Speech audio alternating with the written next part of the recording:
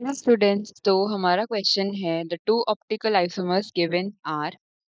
तो हमें बताना है ये जो आइसोमर्स हैं ये कौन से टाइप के आइसोमर्स हैं। एनांशियोमर्स वो होते हैं जो कि non super impossible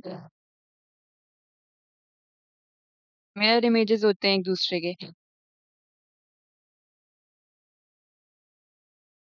geometrical isomers तब फॉर्म होते हैं जब हमारे पास सिस ट्रांस की फॉर्मेशन की टेंडेंसी हो। स्ट्रक्चरल आइसोमर्स होते हैं अगर हमारा सेम केमिकल फॉर्मूला है लेकिन डिफरेंट स्ट्रक्चर बना पा रहे हैं हम, तो हम उसको बोल देंगे स्ट्रक्चरल आइसोमर। और स्टीरियोमर्स होते हैं वो optical isomers which are not the mirror images. तो सबसे आसान तरीका बताने का कि ये दोनों ऑप्टिकल आइसोमर किस टाइप के हैं, हम आर और एस निकालेंगे फॉर ईच कार्बन।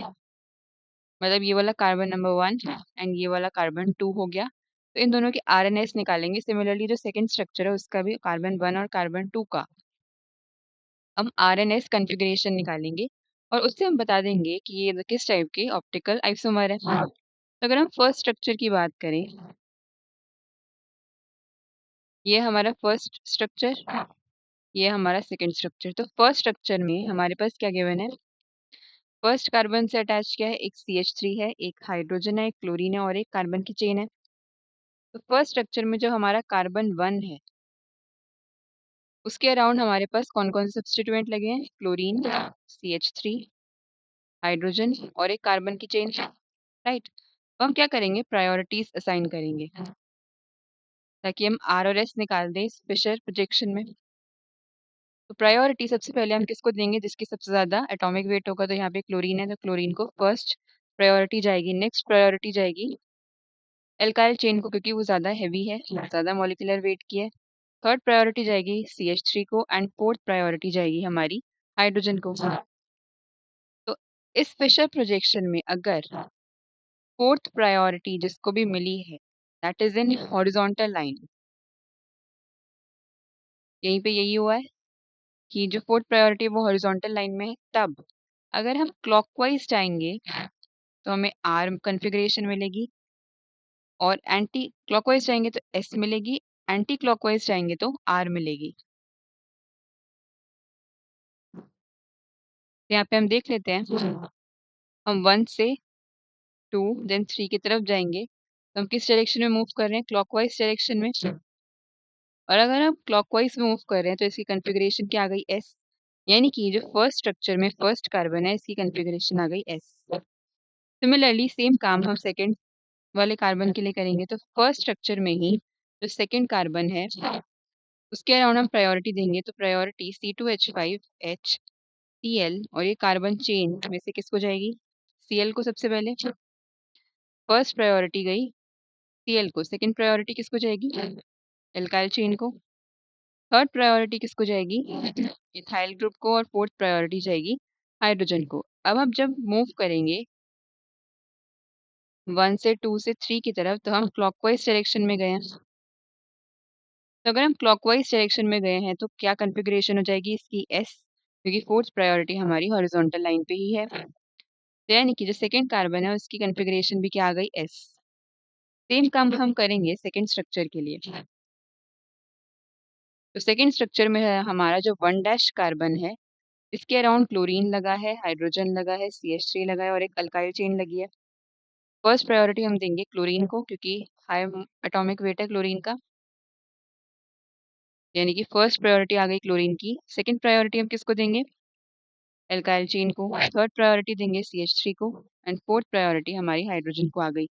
अब हम मूव करेंगे 1 से 2 से 3 की तरफ तो हम क्लॉकवाइज डायरेक्शन में जा रहे हैं। अगर क्लॉकवाइज में मूव कर रहे हैं तो ये कौन सी हो गई, एस कन्फिग्रेशन, क्योंकि फोर्थ प्रायोरिटी हमारी हॉरिजॉन्टल पे है। तो यानी कि ये भी किस कौन सी है, एस कन्फिग्रेशन। सेम काम हम करेंगे 2 डैश वाले कार्बन के लिए। 2 डैश कार्बन के लिए क्या लगा है, सब्स्टिट्यूएंट क्लोरीन लगा है, इथाइल ग्रुप लगा है, हाइड्रोजन लगा है और एक एल्काइल चेन लगी है ऊपर की तरफ। तो फर्स्ट प्रायोरिटी जाएगी क्लोरीन को, सेकंड प्रायोरिटी एल्काइल चेन को, थर्ड प्रायोरिटी इथाइल की एंड फोर्थ जो लीस्ट प्रायोरिटी है वो हाइड्रोजन की। अब हम मूव करेंगे 1 से 2 से 3 की तरफ, तो हमें क्या दिख रहा है कि हम एंटी क्लॉकवाइज जा रहे हैं इस बार। और एंटी क्लॉकवाइज अगर मूव कर रहे हैं तो क्या कॉन्फ़िगरेशन हो गई आर, यानी कि जो हमारा सेकंड डैश वाला कार्बन है इसकी कॉन्फ़िगरेशन हो गई आर। तो जब हमारे पास एस एस से कॉन्फ़िगरेशन चेंज हुई है एस आर, तो हमारी इनिशियली क्या थी एस एस, चेंज हो गई एस आर हो गई है।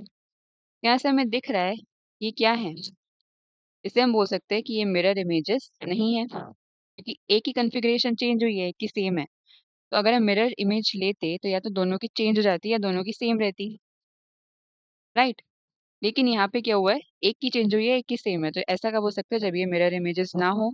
और जब मिरर इमेजेस नहीं होते तो वो क्या हो जाते हैं डायस्टीरियोमर्स, यानी कि हमारे जो ऑप्टिकल आइसोमर है वो क्या है डायस्टीरियोमर्स है, एनांशियोमर नहीं है, क्योंकि ये मिरर इमेजेस नहीं है। ज्योमेट्रिकल आइसोमर भी नहीं हो सकते क्योंकि यहाँ सिस ट्रांस नहीं फॉर्म हो रहा है कोई। स्ट्रक्चरल आइसोमर भी यहाँ पे फॉर्म नहीं हो रहा है क्योंकि डिफरेंट स्ट्रक्चर हमें मिले हैं, वो डिफरेंट स्ट्रक्चर किसकी वजह से हैं, उनके ऑप्टिकल प्रॉपर्टीज की वजह से कि ये क्या है आपस में मिरर इमेजेस नहीं है। तो ये क्या हो जाएंगे डायस्टीरियोमर्स।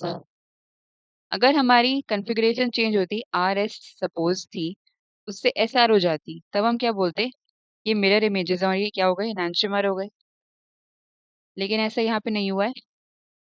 यहाँ पे क्या हुआ है हमारी एस और एस थी कॉन्फ़िगरेशन जो चेंज होकर एस और आर हो गई। तो ऐसा तब होगा जब एक की कॉन्फ़िगरेशन सेम रहे दूसरे की बदल जाए, जो कि इसका मतलब है कि ये दोनों आपस में एक दूसरे के मिरर इमेजेस नहीं है। तो ये क्या हो गए ऑप्शन 4 डायस्टीरियोमर्स। का हम रेफरेंस देख सकते हैं एनसीईआरटी में पेज 386। Thank you.